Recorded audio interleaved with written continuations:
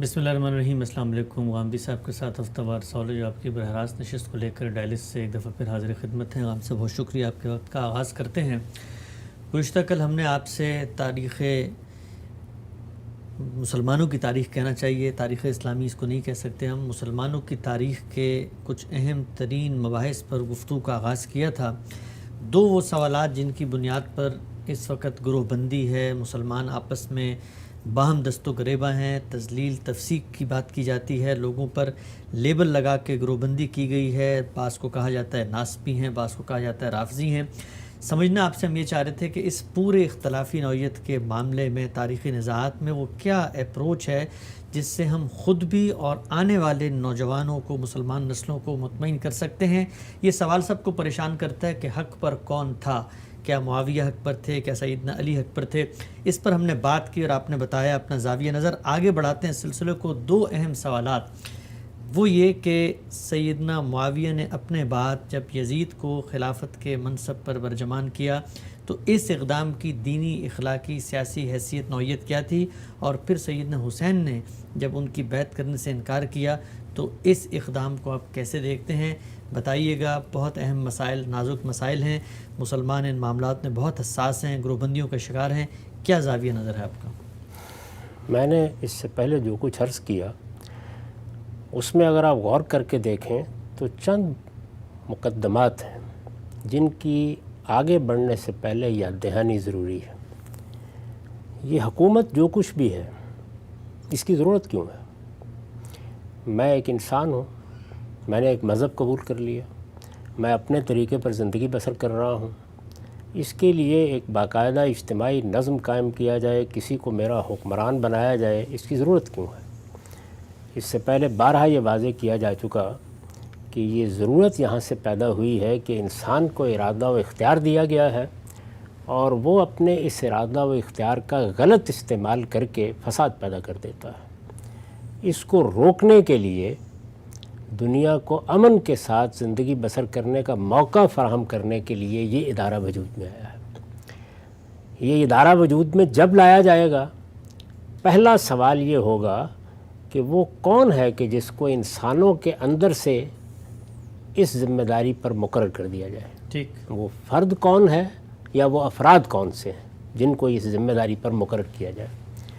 اب یہاں تھوڑی دیر کے لیے ٹھہر کر یہ سمجھ لیجئے کہ اللہ تعالیٰ نے انسانوں کو ایک جیسا نہیں پیدا کیا۔ اس کو سورہ زخرف میں موضوع بھی بنایا ہے اور یہ بتایا ہے کہ انسانوں میں صلاحیتوں کا فرق ہے، رجحانات کا فرق ہے، اذواق کا فرق ہے، ان میں کیا چیز پسندیدہ ہوگی، کیا ناپسندیدہ ہوگی، اس کے معاملے میں بہت سے فرق دیکھے جا سکتے ہیں۔ چنانچہ ہر شخص جو صلاحیت اپنے اندر لے کے آتا ہے، اگر آپ غور کر کے دیکھیں تو وہ جیسے ہی اس کا شعور حاصل کرتا ہے اس کے نتائج تک اسے پہنچانے کی سعی کرتا ہے۔ یہ سعی و جہد دنیا کے اندر آپ قدم رکھتے ہیں، آپ کے پیش نظر معاش میں بہتری ہے، آپ علم میں آگے بڑھنا چاہتے ہیں، آپ اقتدار تک پہنچنا چاہتے ہیں، کوئی چیز آپ نے اپنے سامنے رکھ لی، کوئی فن ہے، کوئی ہنر ہے، کوئی علم ہے، کوئی پیشہ ہے، تو یہ آپ کے اندر ایک غیر معمولی قوت پیدا کرتا ہے اور آپ دنیا بھر کے ساتھ لڑ جانے کے لیے تیار ہو جاتے ہیں۔ ٹھیک۔ اب سوال یہ ہے کہ ایک شخص کے اندر یہ داعیہ پیدا ہوا کہ میں کسی فن کا بڑا عالم بنوں، اس میں کوئی مسئلہ نہیں پیدا ہوتا۔ میں فلاں ہنر سیکھوں، کوئی مسئلہ نہیں پیدا ہوتا۔ میں جدوجہد کروں، میں کماؤں، میں تجارت کروں، میں کوئی غیر معمولی چیز ایجاد کروں، یہ سب وہ چیزیں ہیں جن کو تحسین کی نظر سے دیکھا جاتا ہے۔ اس میں بھی کچھ رکاوٹیں، کچھ اختلافات پیدا ہو جاتے ہیں اور انسان ایک دوسرے کو نیچا دکھانے کی کوشش کرتے ہیں، لیکن کسی بڑے فساد پر یہ چیز منتج نہیں ہوتی۔ اللہ تعالیٰ نے جس طرح انسانوں کو صلاحیتوں میں یہ تنوع عطا فرمایا ہے، اسی کے پیش نظر لیڈرشپ کا داعیہ لے کے بھی لوگ پیدا ہوتے ہیں۔ یعنی ایک خاص طرح کی حوصلہ مندی بعض لوگوں میں ہوتی ہے اور وہ جیسے ہی شعور کی عمر کو پہنچتے ہیں تو جیسے اگر کسی شخص کو اللہ نے عالم پیدا کیا ہے، شاعر پیدا کیا ہے، ہنر دے کے پیدا کیا ہے، تو اس کا ظہور ہوتا ہے، اس کے لیے ایک تحریک اندر سے اٹھتی ہے اور انسان اس چیز کو حاصل کرنا چاہتا ہے، اس کے لیے اپنی جان بعض اوقات جوخم میں ڈال دیتا ہے۔ بالکل یہی صورتحال ان لوگوں کے ساتھ ہوتی ہے کہ جو قیادت کا داعیہ لے کے پیدا ہوئے ہیں، یعنی ان کے اندر قیادت کی صلاحیت ہوتی ہے، یا قیادت کا پس منظر ہوتا ہے، یا خاندان میں، علاقے میں ان کی یہ حیثیت ہوتی ہے، یا ایسے حالات ان کو میسر آ جاتے ہیں کہ جس میں قیادت کے داعیات پیدا ہو جاتے ہیں، یا ان کے باطن کے اندر وہ حوصلہ مندی ہوتی ہے جو آگے بڑھ کر ان سے یہ چاہتی ہے کہ وہ قوم کی قیادت کریں۔ اگر تو صورتحال یہ ہو کہ اللہ تعالیٰ ہر دور میں ایک آدمی پیدا کر دیتا ہو تو مسئلہ حل ہو گیا۔ اسی طرح میں نے عرض کیا تھا کہ اگر وہ آسمان سے ارشاد فرما دیں کہ میں نے فلاں کا انتخاب کر لیا ہے، یہ دیکھیے نا کہ وہ اپنی نبوت کے لیے خود انتخاب فرماتے ہیں، تو لوگ مانے نہ مانے، بہرحال اس میں یہ نزاع کا سوال نہیں ہوتا۔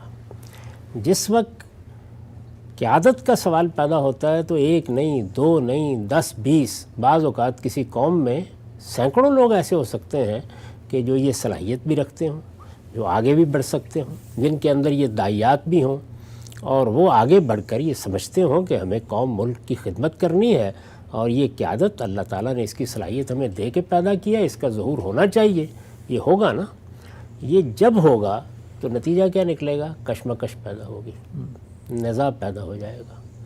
اگر یہ کشمکش اور نزاع پیدا ہو جائے تو اس کو کس طریقے سے حل کیا جائے، یہ ہے وہ بنیادی مسئلہ جس کو لوگ حکومت پر گفتگو کرتے ہوئے بالکل فراموش کر دیتے ہیں۔ ٹھیک، یعنی اس میں بہت سے پہلو ہیں کہ جو لازماً زیر بحث رہنے چاہیے۔ فرد کا اپنا داعیہ بہت بڑا ہوا ہے، وہ اپنے آپ کو سمجھتا ہے کہ میں زیادہ بہتر ہوں، میں بہتر طریقے سے قیادت کر سکتا ہوں، میں بہت آگے لے جا سکتا ہوں اپنی قوم کو۔ یہ لوگ جو میرے مقابلے میں ہیں ان کی تو کوئی حیثیت ہی نہیں ہے، ان کے سوچنے کا انداز، ان کے پیش نظر جو اقتدار کی اسکیم ہے وہ انتہائی ناقص ہے، میں اس میں آگے بڑھ کے خدمت کر سکتا ہوں۔ تو در حقیقت یہ وہ بنیادی مسئلہ ہے جس کو اللہ تعالیٰ نے ایک اصول میں تو واضح کر دیا، اور یہ بتا دیا کہ لوگ باہمی مشورے سے، باہمی رائے سے اس نزاع کا فیصلہ کریں۔ یہ مجھے کیوں بات کرنی پڑی؟ اس لیے کہ ہمارے ہم مذہبی ذہن کے سامنے جب یہ بات آتی ہے تو وہ فوراً یہ کہتا ہے کہ اچھا یہ حق و باطل کا فیصلہ ہو رہا ہے۔ یہ حق و باطل کا فیصلہ ہوتا ہی نہیں۔ حق و باطل کے فیصلے کیے جاتے ہیں ان چیزوں کے معاملے میں کہ جہاں کوئی نظریہ زیر بحث ہے، کوئی تصور زیر بحث ہے، آپ اس کے بارے میں استدلال کی بنیاد پر رائے قائم کرتے ہیں، وہاں ساری دنیا آپ سے اختلاف کر رہی ہو، اس کی کوئی پرواہ بھی نہیں کرنی چاہیے۔ یہاں تو یہ صورتحال درپیش ہے کہ بہت سے لوگ ہیں کہ جن کے پیچھے ایک بڑی تعداد ہے لوگوں کی، یعنی کسی کے پیچھے زیادہ ہوں گے، کسی کے پیچھے کم ہوں گے، اور یہ سب کے سب اپنے آپ کو حق سمجھتے ہیں کہ ہم قوم کی قیادت کر سکتے ہیں۔ ٹھیک، حوصلہ مندی بھی موجود ہے، صلاحیتیں بھی موجود ہے۔ اب فیصلہ کیسے کیا جائے؟ اس لیے کہ انتخاب سب کا تو ہو نہیں سکتا، سب کو یہ ذمہ داری دی نہیں جا سکتی، تو یہ جو نزاع ہے اس کا فیصلہ کیسے کیا جائے، یہ وہ بنیادی مسئلہ ہے جس کو جب تک نہیں سمجھا جائے گا آپ اس طرح کے تمام معاملات میں ہمیشہ انتہا پسندی پر کھڑے رہیں گے۔ اس بنیادی مسئلے کو حل کرنا ہے۔ تو میں نے عرض کیا کہ اللہ تعالیٰ نے اس کا جو حل بتایا وہ حل یہ تھا کہ امرہم شورا بینہم، یعنی جو بھی مسلمانوں کی جماعت وجود میں آئی ہے بغیر کسی امتیاز کے ہر شخص کو اس کا حقدار قرار دے دیا کہ وہ آپس میں بیٹھیں، ملیں اور یہ فیصلہ کریں۔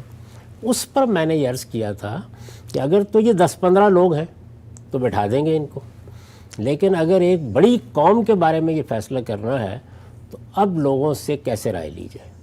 یہ وہ مسئلہ ہے جس نے یہ تصور پیدا کیا کہ اب لوگوں کی لیڈرشپ پہلے منتخب ہونی چاہیے۔ لوگوں کی لیڈرشپ یعنی پہلے وہ سارے لوگ سامنے آ جانے چاہیے جن کو کوئی قبیلہ، کوئی علاقے کے لوگ، کسی رنگ کے لوگ، کسی نسل کے لوگ، کسی نظریے کے لوگ اپنا لیڈر سمجھ رہے ہیں، یہ طے ہونا چاہیے۔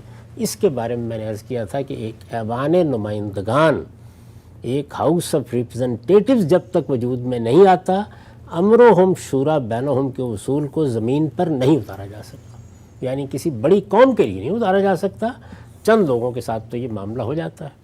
یہ جو میں نے آپ کی خدمت میں عرض کیا کہ حوصلہ مند لوگ، تو آپ یہ خیال نہ کیجئے گا کہ یہ حوصلہ مند لوگ اگر 2-4 بڑے ہی نیک، بڑے ہی پرہیزگار، بڑے ہی متقی ہوں تو پھر تو کوئی مسئلہ نہیں ہے، سارے ہی پیچھے ہٹ جائیں گے۔ ایسا ہوتا نہیں۔ چنانچہ یہ دیکھیے کہ سیدنا عمر جب دنیا سے رخصت ہونے لگے تو انہوں نے کیا کیا؟ انہوں نے یہ کہا کہ میں جب انتخاب کر رہا تھا یا اپنی رائے دے رہا تھا تو ایک ایسا شخص موجود تھا اس وقت ہمارے درمیان جس کے بارے میں بہت مشکل تھا کہ 2 رائے ہوں، یعنی اگر کوئی اختلاف بھی کرے گے تو چند لوگ کریں گے۔ اس کے لیے ان کے الفاظ ہیں تقطع الاعناق لہ، اس کے سامنے گردنیں جھک جاتی تھیں۔ تو ایسا ہوتا ہے کہ کسی جماعت یا کسی گروہ میں اس درجے کا کوئی آدمی موجود ہوتا ہے۔ تو انہوں نے کہا کہ میں اب دنیا سے رخصت ہو رہا ہوں تو اس طرح کا کوئی ایک آدمی نہیں ہے۔ یہ بہت اہم بات ہے، اس طرح کا کوئی ایک آدمی نہیں ہے۔ وہی میں نے آپ کو توجہ دلائی کہ حوصلہ مند لوگ، لیڈر لوگ، وہ جو قیادت کے اہل ہیں، جن کے پیچھے لوگ ہیں، وہ متعدد ہو گئے۔ اب کیا کیا جائے؟ یعنی نزاع ہوگی نا لازمی طور پر، کیونکہ ہر شخص یہ سمجھتا ہے کہ میں بہتر خدمت کر سکتا ہوں، اور کسی آدمی کے پیچھے جو لوگ ہیں ان کے بارے میں بھی آپ کیسے فیصلہ کریں گے کس کے پیچھے زیادہ ہیں کس کے پیچھے کم ہیں؟ یہ آپ نے دیکھا ہوگا ہمارے ہاں ایک کانسٹیٹوئنسی میں انتخاب ہوتا ہے، 18-20 لوگ ایک علاقے سے اٹھ کھڑے ہوتے ہیں اور یہ کہتے ہیں کہ ہم سب خدمت کرنے کی اہلیت رکھتے ہیں۔ اچھا، ان میں سے کسی کو آپ بٹھا کے پوچھئے کہ آپ کے پیچھے کتنے لوگ ہیں؟ یہ پورا حلقہ ہے، تو وہ یہ کہے کہ پورا حلقہ میرے ہی پیچھے ہے، ہر آدمی میری ہی تائید کر رہا ہے۔ وہ ایک واقعہ ہے یا لطیفہ کہ لارڈ بیول نے تمام بڑے لیڈروں کو بلایا اور اس میں خاص طور پر ان لوگوں کو بلایا جو محمد علی جناح کے قائد اعظم کے مخالفین تھے، اور ان سے پوچھا کہ آپ لوگوں کی فالوئنگ کیا ہے پیچھے، آپ اختلاف کر رہے ہیں۔ تو اس نے قلم پکڑ کے لکھنا شروع کیا۔ تو ظاہر ہے اس وقت مسلمان کوئی 7-8-10 کروڑ تھے، تو جب سب نے لکھوا دیا تو اس نے کہا یہ تعداد تو پوری ہو گئی، جناح کے پیچھے کون ہے؟ تو یہ در حقیقت انسان کی فطرت کا اظہار ہے۔ اس نزاع کے لیے سیدنا عمر نے یہ کہا کہ تم 6 لوگ ہو، جو اختلاف ہونا ہے تمہارے درمیان ہونا ہے، جو اختلاف ہونا ہے تمہارے پیرووں کے درمیان ہونا ہے۔ اگر کوئی نزاع ہے، کوئی جھگڑا ہے قیادت کا، تو تم ہی لوگوں نے نمٹانا ہے، تو آپس میں فیصلہ کرو، یعنی آپس میں جا کے فیصلہ کرو، یہ انہوں نے کہا۔ تاکہ کیا کیا جائے؟ یعنی وہ حوصلہ مند لوگ، وہ رہنما لوگ، وہ جن کو اپنے اپنے علاقے میں یا حلقے میں یا اپنے لوگوں میں اعتماد حاصل ہے، ان کے اختلاف کو آگے نہ بڑھنے دیا جائے۔ تو ایک تدبیر انہوں نے کی اس زمانے کے حالات کے لحاظ سے، اور خاص طور پر مدینہ میں رسول اللہ کی جماعت کے لحاظ سے۔ تو میں یہ بتانا چاہتا ہوں آپ کو کہ یہ بنیادی مسئلہ پہلے سمجھنا چاہیے، جس کے لیے میں نے توجہ دلائی، اور ہمارے یہاں اس ساری بحث میں آپ سب کتابیں پڑھ جائیے، اس میں تاریخی واقعات کا تجزیہ ہوگا، اس میں اپنا اپنا فلسفہ بیان کیا جائے گا، اس میں لوگ حق و باطل کے فیصلے سنا رہے ہوں گے، لیکن یہ بنیادی بات زیر بحث نہیں ہے کہ نظام موجود ہے یا نہیں۔ یعنی اگر تو صورتحال یہ ہے کہ کوئی نزاع ہے ہی نہیں، کوئی ایک شخص ہے جس کے بارے میں ہر شخص مطمئن ہو گیا، مشرق سے لے کے مغرب تک ایک ہی آواز آ رہی ہے، نزاع ہو گیا نا۔ لوگوں نے جب اختلاف کر دیا، جب اختلاف ہو جائے، نزاع پیدا ہو جائے لیڈرشپ میں، تو فیصلے کی بنیاد اگر امرہم شورا بینہم ہے، اگر فیصلے کی بنیاد لوگوں کی رائے ہے، تو پھر پہلا سوال یہی ہوگا کہ رائے کیسے لی جائے۔ ٹھیک، آج کے زمانے میں انتخابات ہو جاتے ہیں، یہ تو اس زمانے ممکن نہیں تھے۔ تو میں نے عرض کیا کہ اس کے لیے ضروری تھا کہ ایک ہاؤس آف ریپرزنٹیٹو وجود میں آئے۔ مسلمان یہ ہاؤس آف ریپرزنٹیٹو وجود میں نہیں لا سکے، بلکہ اس کا تصور بھی پوری طرح واضح نہیں ہو سکا۔ یعنی رسالت مآب صلی اللہ علیہ وسلم کے بعد یہ مسئلہ زیادہ پیچیدگی سے اس لیے پیش نہیں آیا کہ لوگ ہجرت کر کے مدینہ آ چکے تھے، لیڈرشپ ساری کی ساری وہاں موجود تھی، اور ان میں مسلمانوں کے اس وقت کے لیڈر بہت نمایاں تھے۔ لیکن یہ معاملہ کب تک چل سکتا تھا؟ اس کے لیے ایک متعین طریقہ، ایک متعین دستور ناگزیر ہے، جو ہو سکتا ہے قبائلی بنیادی پر ہو سکتا ہے کہ کسی وقتی صورتحال میں ہو۔ مثال کے طور پر افغانستان میں آپ نے لویا جرگہ کا سنا ہوگا، یعنی کوئی روایت نے ہاؤس آف ریپرزینٹیٹو پیدا کر دیا ہے یا انتخابات جیسے آج کل پیدا کرتے ہیں پارلیمنٹ کو اس طرح پیدا ہو گیا ہے یا قبائلی نظم نے پیدا کر دیا، لیکن یہ ضروری ہے کہ اس ہاؤس آف ریپرزینٹیٹو یا ایوان نمائندگان پر اعتماد ہو پوری کی پوری قوم کا، وہ اس کو مانتی ہو، یعنی اس اصول کو مانتی ہو کہ یہ لوگ ہیں کہ جو اصل میں منتخب قیادت ہو سکتی ہے۔ یہ صورتحال لازماً ہے۔ ہمارے ہاں یہ خلفائے راشدین کے زمانے میں نہیں ہو سکا، معاویہ رضی اللہ عنہ کے دور میں نہیں ہو سکا، بعد کے زمانوں میں نہیں ہو سکا۔ کسی ایک شخص کو اس کا ذمہ دار کیسے قرار دیا جائے کہ مسلمانوں کی پوری تاریخ میں کبھی نہیں ہو سکا۔ یہ کہا جا سکتا ہے کہ وہ لوگ جو حکومت کر رہے تھے انہوں نے تو معاف کیجیے، یہ کہا جا سکتا ہے کہ جو لوگ حکومت کر رہے تھے انہوں نے تو جب خاندانی نظام قائم کر لیا تو وہ کیوں اس پر غور کرتے؟ تو میں یہ کہتا ہوں کہ آپ فقہا نے بھی یہ کر لیا تھا، محدثین نے بھی کر لیا تھا، دانشوروں نے بھی کر لیا تھا، فلسفیوں نے بھی کر لیا تھا، متکلمین نے بھی کر لیا تھا۔ مجھے پوری کی پوری مسلمانوں کی تاریخ میں بتا دیجئے کہ کبھی یہ مسئلہ اس شعور کے ساتھ زیر بحث آیا ہو کہ اس کے بغیر امرہم شورا بینہم پہ عمل نہیں ہو سکتا۔ یعنی یہ اصول تو بہت اعلیٰ ہے، عمل کیسے کیا جائے اس کے اوپر؟ مجھے یہ بتائیے کہ کیا عثمانیوں کے ہاں اس کی کوئی صورت سامنے آئی؟ بنو امیہ بنو عباس کے ہاں آئی؟ فاطمیوں کے ہاں آئی؟ آپ کے ہاں مغلوں کی حکومت قائم ہوئی، یہاں سامنے آئی؟ کتابوں میں کہیں لکھی گئی؟ یعنی الاحکام السلطانیہ جیسی کتابیں موجود ہیں نا، تو مجھے نکال کے بتا دیجئے، ہماری فقہ بھی آخر موجود ہے، یہ اصول تو بیان ہوا ہے اس میں کہ لوگوں کی رائے سے حکومت قائم ہونی چاہیے، لیکن لوگوں کی رائے کو فیصلہ کن کیسے بنایا جائے، اس کے لیے رفع نزاع ضروری ہے۔ یہاں حق و باطل نہیں ہوتا زیر بحث، بلکہ جو کچھ بھی قیادت موجود ہے اس کے مابین فیصلے کی کوئی بنیاد ہو، آپ یہ طے کر سکیں کہ یہ فلاں آدمی ہے کہ جس کو زیادہ لوگوں کا اعتماد حاصل ہے، امرہم شورا بینہم کا یہی طریقہ ہوگا۔ تو اس کا فیصلہ کیسے کیا جائے؟ جلسے دیکھ کر، ہجوم دیکھ کر؟ میں آپ کے ملک میں بتا دیتا ہوں کہ ہمارے جو مذہبی لوگ ہیں وہ زیادہ منظم جلسے کر سکتے ہیں ہمارے سیاستدانوں کے مقابلے میں۔ ان میں آپ کو سر ہی سر نظر آئیں گے اگر جمع کر لیا جائے۔ ان کی اسٹریٹ پاور بھی بہت زیادہ ہے، لیکن انتخابی نتیجہ بھی وہی ہوتا ہے جو جلسوں میں نظر آتا ہے۔ کیا اس کو معیار بنایا جا سکتا ہے؟ تو وہ کیا چیز ہے کہ جس کی بنیاد پر یہ فیصلہ کیا جائے؟ تو میں یہ عرض کرتا ہوں کہ اس میں کسی ایک شخص کو متون نہیں کیا جا سکتا، اس لیے کہ اگر آپ یہ کہیں کہ فلاں شخص تو حکومت کو سنبھال چکا تھا، اس نے یہ جانتے بوجھتے نہیں کیا، اس کی نیت میں خرابی تھی، تھوڑی دیر کے لیے مان لیں، تو باقی جتنے لوگ تھے وہ پیش کرتے نا اس بات کو۔ یہ جو نزاع کا معاملہ ہوا سیدنا علی کے مابین اور معاویہ رضی اللہ عنہ کے مابین، اس میں کبھی یہ چیز زیر بحث آئی کہ ایک ایوان نمائندگان وجود میں آ جاتا ہے، چلیے ایک کی طرف سے نہیں دوسرے کی طرف سے آ جاتی، تو آئیے اس کو وجود پذیر کر لیتے ہیں مل کے، اس کے بعد فیصلہ ہو جائے گا کہ لوگ کس کے ساتھ ہیں یا کس کی تائید کرتے ہیں۔